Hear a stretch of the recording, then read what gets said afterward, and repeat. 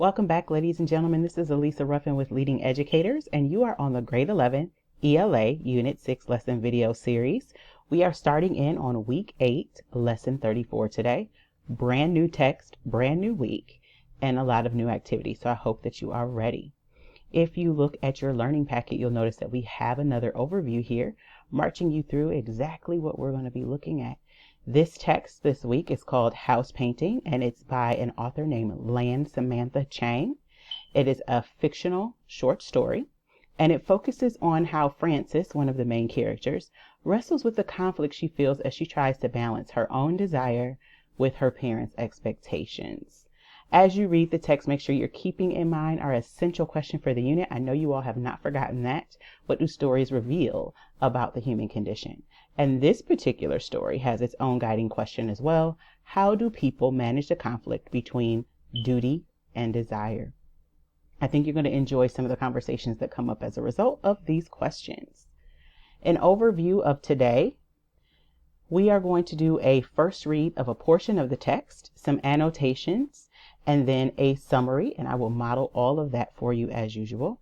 But before we get started, always remember that when we are done with the lesson activities for today, that you should be sharing your learning with a family member, caregiver, or friend, that you are completing the weekly fluency activity using a page from the text, and you're doing an additional 20 minutes of reading a day from a text of your choice.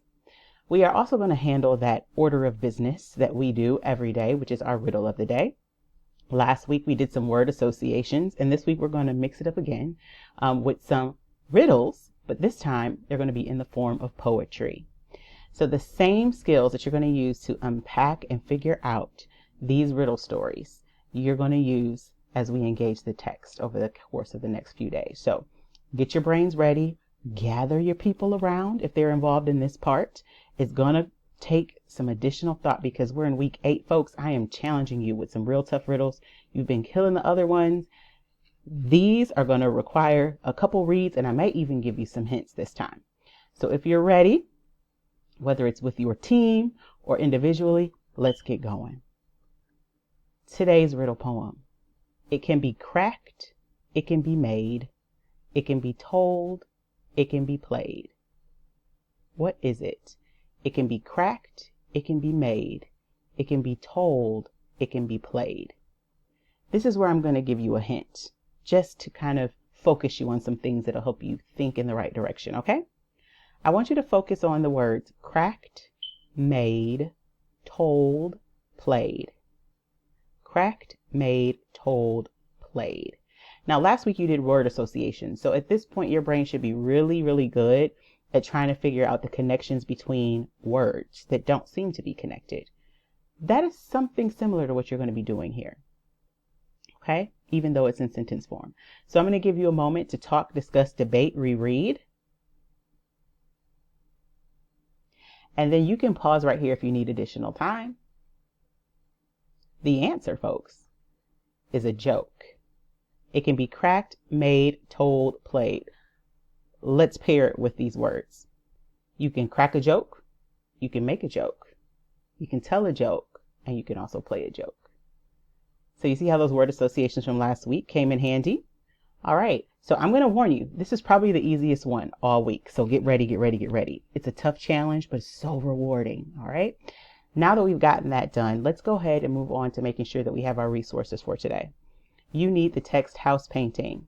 Your learning packet turned to week 8, lesson 34, and the note catcher that goes along with it. A pen or pencil, and a mobile device is optional as always if you'd like to access the text digitally. House Painting by Lan Samantha Chang. This author was born in 1965. She grew up in Wisconsin. Her parents were Chinese immigrants, and so much of that influences her short story writing, and it comes up a bit in this particular story. This genre is considered to be narrative fiction, so we're dealing with a short story text, but not focused on some of the things of Gothic literature like last time, but this time moving on to a more modern form. The essential question is the same for the unit. What do stories reveal about the human condition? And as I stated before, the guiding question for this story is, how do people manage conflict between duty and desire? You can also think about the term expectations as it relates to duty. Our learning targets for today are I can read and summarize the background and plot of House Painting, and I can record my ideas and questions about the characters and events as I read the story. We will continue in our routine of read, think, talk, write, close. This is something that should be second nature for you by now because we've been doing it every day, and I know that you all have gotten increasingly adept at it as we've progressed. So you're going to read through the first portion of House Painting today. And as you read, you're going to use the guidelines in the think box, underlining, boxing, and writing based on the criteria listed. And you're going to talk with a family member, caregiver, or friend about the following question. What should a person do when their own plans and desires conflict with the expectations of the people they love? That's deep, right? So that's a really good conversation to have with a family member, caregiver, or friend, because no doubt, I'm sure we've all been in that circumstance before. So it's a good talking point to share and get you set up for this story and understanding it and empathizing with the characters. In your write and close, you're going to be doing a summary activity using the acronym we've been using for fiction for a while, SWBST. And as always, I will walk you through that just to clarify and remind you of your understanding related to what should be a part of an effective summary.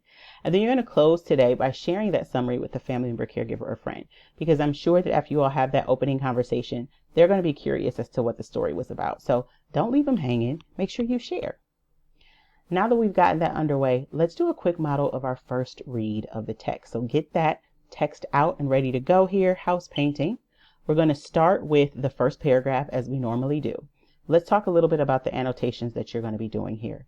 Underlining words, phrases, or sentences that describe the setting and give background information about what is happening when the story begins. You're going to box any unfamiliar words or phrases that you come across as you read. And then you're going to write down any initial emotional reactions, opinions, or questions that you have about characters' behavior in the story as it unfolds. And you're going to put those in the margins of the text. So remember, this is a first read, and these are the guidelines for a first read. So initial impressions, things that draw our eye, that gives us context and background, that orients us to the plot, things that makes us curious, or even words that we don't understand are all part of our focus in the first read. So we're going to, like I said, begin with the first paragraph here. Let's read together. The day before my sister brought her boyfriend home, we had a family conference over fried rice and Campbell's chicken noodle. This is the problem, my mother said. The thistles are overpowering our mailbox. She looked at my father. Could you do something about them before Francis and Wade get here? My father grunted from behind his soup. He drank his Campbell's Chinese style with a bowl raised to his mouth. Frances won't care about the thistles, he said. She only thinks about coming home. So we're going to pause there and do some annotating. Let's start off with background. We're going to underline the first couple sentences here because these statements set the current scene. So we know, as far as time is concerned, it's the day before the narrator's sister is bringing her boyfriend home. And it provides us a point in time. It doesn't give us a date or even a time of year. It just lets us know it's the day before her sister and her boyfriend is going to get there, and that her family is eating at the moment. All right, so setting the scene. I am boxing the term thistles. Unless you are an avid gardener, not many people know what thistles are. And thistles are plants that are part of the daisy family, and it has a prickly stem, purple round head flowers. Right, so these flowers are overgrowing and overpowering the mailbox. And so mom, the mother, is asking the father if he could clear those off because they have company coming. And then the father responds, first of all, he is not nearly as concerned as mom is. And one of the reasons he isn't concerned is the statement that he makes about the sister Frances. He says that she won't care about the thistles. She only cares about coming to see her family. So what I interpret that to mean is that Frances loves her family. And so she may not care too much about the superficial things, including the thistles, on the surface, or keeping up appearances on the superficial. So those are my preliminary impressions as it relates to Frances, even though she hasn't come on the scene yet. I want to move on to the second paragraph because even though we have examples of each of the types of annotating you're supposed to do this time, there is a key phrase and term used in the second paragraph here that is going to unlock the meaning of the rest of the story. It sets the tone, and if you don't quite understand this concept, the rest of the story may be lost on you. So I think that's important for us to do together. So let's go ahead and tackle paragraph 2 together. Let's read. But what about Wei? My mother said. This isn't his home.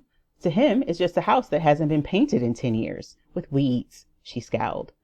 To her, the weeds were a matter of honor. Although Wei had been dating my sister for 4 years and had visited us 3 times, he was technically a stranger and subject to the rules of saving face. My father slurped. Frances is a Shaoshan daughter, he said. She wants to see family, not our lawn. Wei is a good Shaoshan boy. He wants Frances to see her family. He doesn't care about the lawn. Shaoshan means filial, or dutiful to one's parents. All right, let's talk about a couple of terms here. You may be familiar with the phrase saving face, but you may not know the origins of the term. So this is a really cool fact. Saving face is actually a deeply rooted Chinese cultural term and also finds its context in history. It refers to a person or a group's public image as respectable or upright. Therefore, saving face means to maintain one's pride or dignity, either as an individual or a group. So you've got face as a term, meaning your kind of public image, and saving face is protecting that public image, specifically as it relates to dignity and pride. That's an important distinction. It's an important definition to know. Hold on to that as you read. Shaoxun is a term here, and it's actually defined for you by the narrator in the text. Thank you, narrator. And it basically means being dutiful to one's parents. Right? So both of those terms, saving face and Shaoxun, are going to be very important. So as we go back to our preliminary thoughts related to Frances, when Dad makes the comment about her not caring about the mailbox and this idea that she doesn't care much for superficial things or keeping up appearances, but instead values her family. This makes me think that while Frances may not care about the appearance of things superficially, her father believes that she does care about the idea of face, which also includes the deeper ideas of honor and dignity, specifically as it relates to her family. He also mentions that her boyfriend Wei does as well. So there's going to be kind of a paradox here. On the one hand, you've got a person seemingly, and we haven't met Frances yet, that doesn't care about superficial things as it relates to appearances. But she does care about public image potentially, and this idea of preserving her family's honor and dignity, according to her father. We're going to see whether or not her father is correct as we continue to read the story. So now we're going to pause, and you're going to be reading IL 14 through IL 19. So only this section. We'll do the second half tomorrow. So don't skip ahead unless you want to go ahead and move to those activities. And as you're going to read, you're going to underline words or phrases and sentences that describe the setting and give background information about what's currently happening, as I've modeled. You're going to box any unfamiliar words or phrases that you come across as you read the story. You're going to write down any of your emotional reactions, opinions, or questions that you have about the character's behavior as the story unfolds. So you're going to be doing that as you read, and those are your annotations. Remember you to have that really good conversation with their family member, caregiver, or friend about the question, what should a person do when their own plans and desires conflict with the expectations of the people that they love? So we're starting to hint at here what the overall theme of the story may be, folks. Keep that in mind. Okay, you're going to pause the video right here, and then when you're done doing your reading, thinking, and talking, you're going to come back and I will walk you through the write and close section for today. So go ahead and pause the video.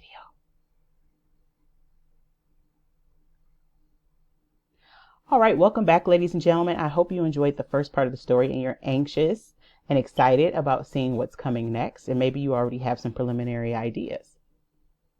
You're going to write a brief summary here about what you've read, right? 5 to 7 sentences using the acronym SWBST. Somebody wanted, but so then. This is going to allow you to keep track of the plot so that when you jump back into the story tomorrow, you have a better idea. And you can always circle back when you're done to complete it. So remember that somebody refers to who is the story about.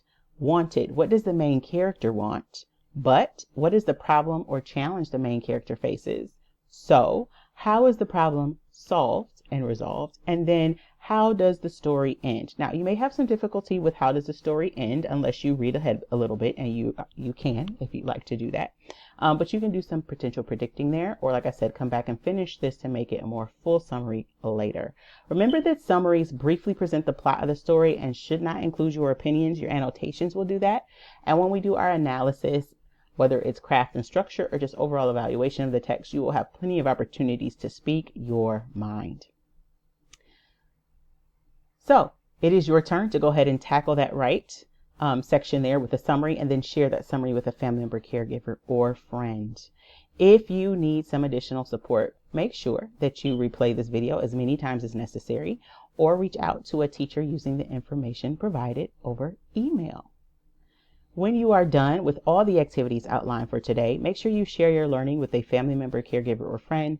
Did you complete the weekly fluency activity using a page from the text, and do an additional 20 minutes of reading today of a text of your choice? Now it's your turn to finish all those activities. I know that you are more than prepared to do it.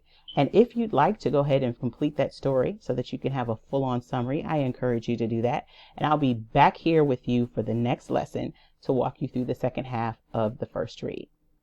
Thanks for spending time, and I look forward to seeing you next time.